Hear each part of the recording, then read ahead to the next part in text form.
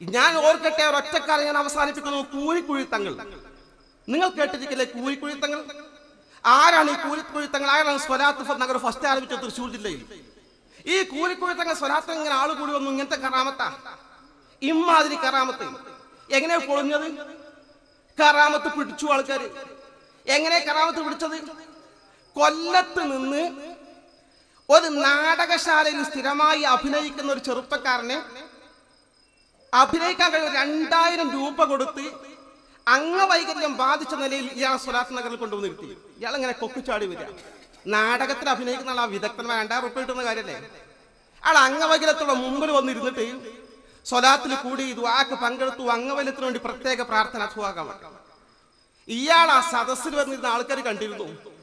ദുആ കഴിഞ്ഞപ്പോൾ ഇയാളെ കാലിന് നേരെയായി ആരോഗ്യത്തോട് എണീറ്റ് ഓടാൻ തുടങ്ങിയ സദസ്സിൽ. സുബ്ഹാനല്ലാഹ് സുബ്ഹാനല്ലാഹ്, ഒരു 100 ശുക്ർ. നമ്മുടെ സ്വലാത്ത് കൊണ്ട് ഇദ്ദേഹത്തിന്റെ അംഗവൈകല്യം തത്സമയം സുഖപ്പെട്ടിരിക്കുന്നു. ഇത് ആളുകൾ പിടിച്ചു. ഇയാളെ കയ്യോട് കൂടി പിടികൂടിക്കൊണ്ട് യാഥാർത്ഥ്യം ജനസമൂഹത്തിൽ ബോധ്യപ്പെട്ടപ്പോൾ ആ മഹൽ പുറത്താക്കി. സ്വലാത്തിന്റെ പേരിലുള്ള ചൂഷണം ഞാൻ ദീർഘിപ്പിക്കുന്നില്ല.